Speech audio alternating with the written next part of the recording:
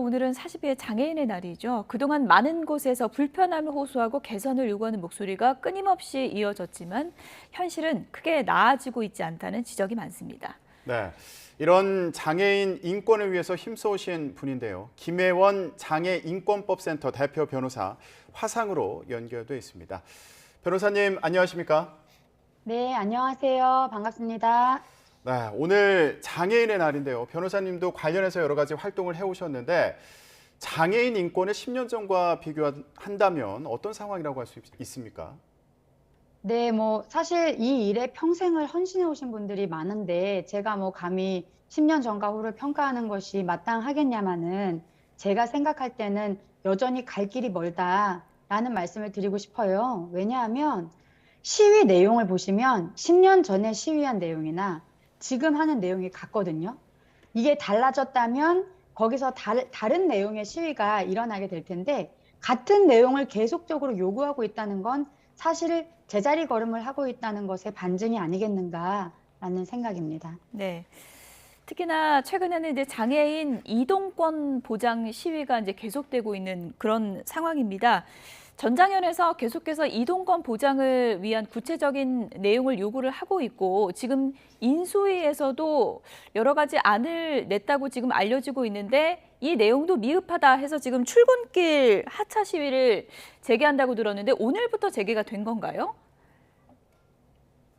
제가 듣기로는 이제 이후에 오늘의 답변을 지켜보고 그 이후에 어떻게 할지를 정해서 하는 것으로 알고 있는데요. 예. 지금 말씀해 주신 것과 같이 이동권에 대한 많은 논란이 있는 것을 저도 알고 있습니다. 근데 이 지금 방송을 보시는 분들도 아마 코로나로 인해서 자가격리를 경험하신 분들 많이 있으실 거예요.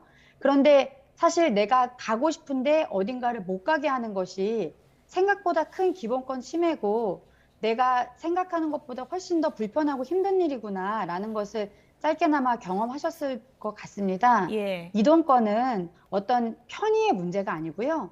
인간의 존엄과 삶을 실현하는 그 자체의 문제입니다. 그래서 이것을 단순히 이동권, 투쟁이라는 방식으로 프레임화해서 뭔가를 떼쓰는 것처럼 바라볼 것이 아니라 이 사람이 살아가는 방식을 이 사회에서 구현하기 위해서 어떻게 힘을 써야 하는가의 관점으로 바라봐 주시면 더 좋을 것 같습니다. 네. 그런데 한편에서는 이런 출퇴근길에 지하철 시위를 하는 게 다른 시민의 불편을 볼모로 잡는 거다. 이런 지적이 나오기도 하는데요. 이런 부분에 대해서는 어떻게 생각하시나요?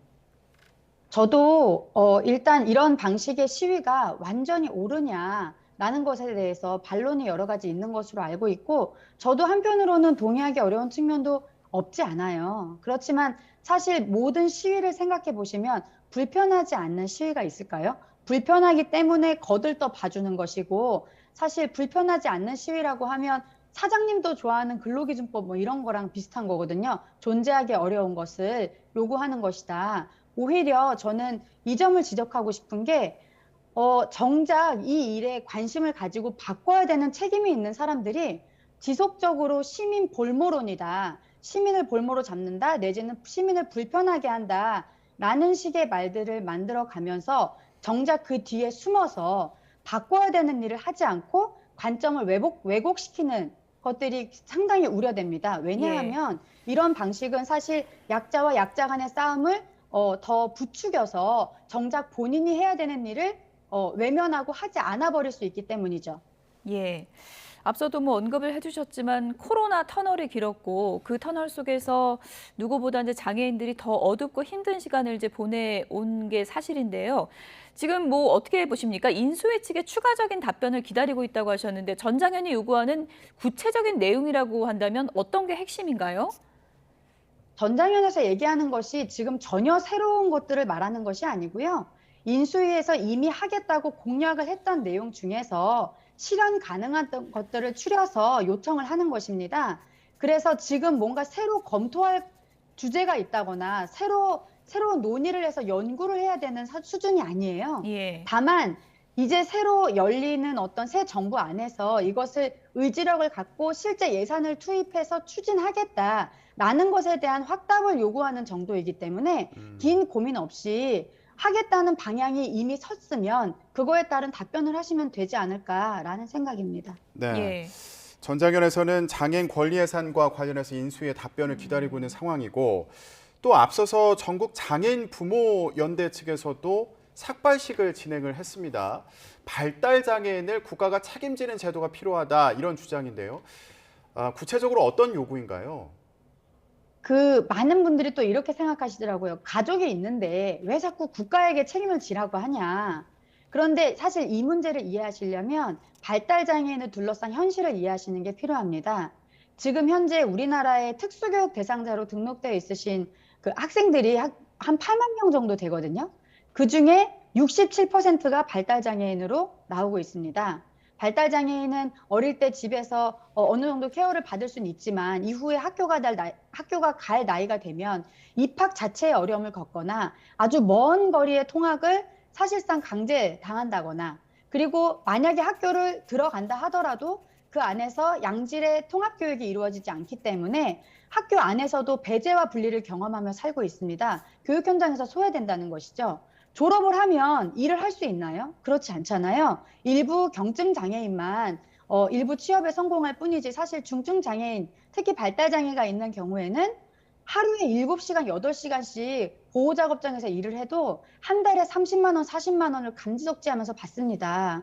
이런 삶 속에서 본인이 스스로 성인이 되었지만 본인의 삶을 도저히 영위할 수 없는 사회 구조 속에서 어떻게 가족이 온전히 그 책임을 다 지도록 하느냐에 대한 그런 문제고요. 사실 인간은 돈이 많건 적건, 많이 배웠건 적었건 누구나 도움을 받으면서 살아가요. 완벽하게 살 수 없기 때문에. 그래서 신체적 장애가 있는 사람이건 없는 사람이건 다 활동 지원이 필요한데 그런데 신체적 장애가 없다는 이유로 발달장애인의 경우에는 그 활동 지원에서도 대단히 소외되고 있습니다. 이런 점을 지적하는 문제다. 사실 삶과 연결되어 있는 문제다라는 말씀입니다. 예.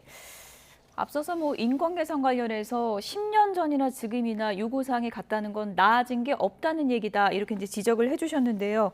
지금까지 이제 장애인의 인권 개선 관련해서 이렇게 이제 개선이 안 되는 가장 핵심적인 그런 문제점이 어떤 부분이라고 생각하시나요?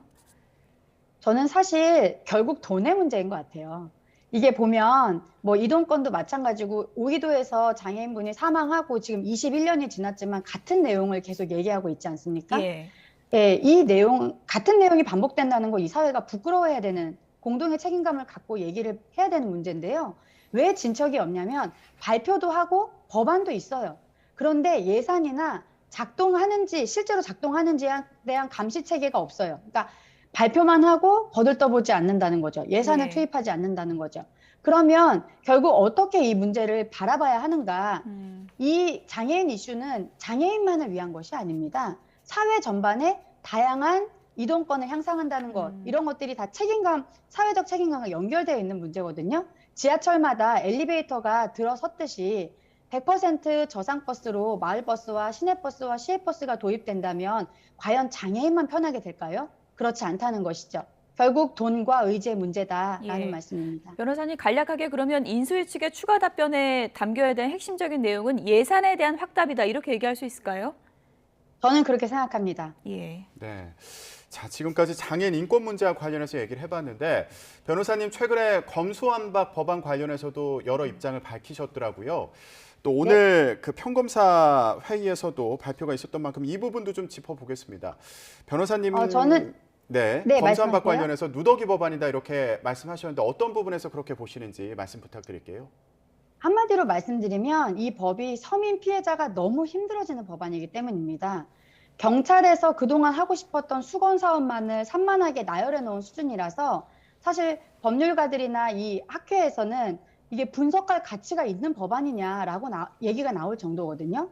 저는 정치는 모르겠어요. 다만 장애인이나 아동처럼 스스로 목소리를 내기가 대단히 어려운 피해자들만 10년 넘게 지원을 해온 입장에서 사실 이렇게 되면 기소를 해야 하는 사람이 기소를 해야 되는 입장에서 수사에 대한 최소한의 보완도 하지 못하고 그대로 그 내용만 가지고 기계적으로 기소를 할지 말지에 대한 역할만 한다? 이것은 국가적으로도 대단히 손실이라고 볼 수 있고요.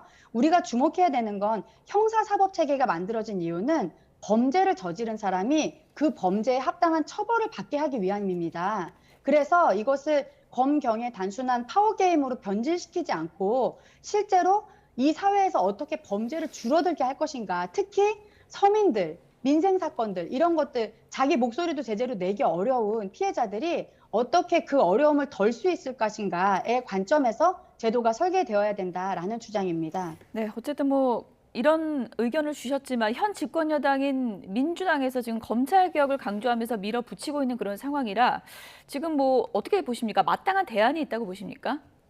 대안은 계속 나오고 있습니다. 왜냐하면 20대 국회에서도 그렇고 당시에 검찰총장과 민주당이 합의한 안에서도 검찰이 전면적으로 수사를 하는 것을 박탈하면 적어도 경찰에서 수행돼야 되는 이 수사에 대한 지휘나 보완이 필요하기 때문에 그 부분에 한해서는 검찰의 역할을 남겨둔다라는 것이 골자였고요.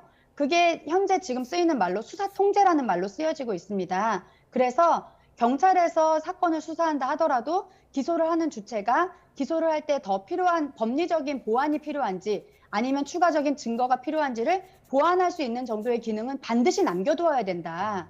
피해자가 스스로 증거를 찾고 자기의 억울함을 일일이 호소할 수 없기 때문에 적어도 두 번째 기회를 완전히 박탈하는 식의 의사결정은 되면 안 된다라는 말씀입니다. 예, 오늘 뭐 42회 장애인의 날을 맞아 저희가 이런 시간을 좀 마련을 해봤고요.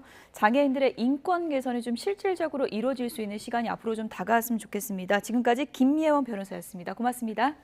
감사합니다.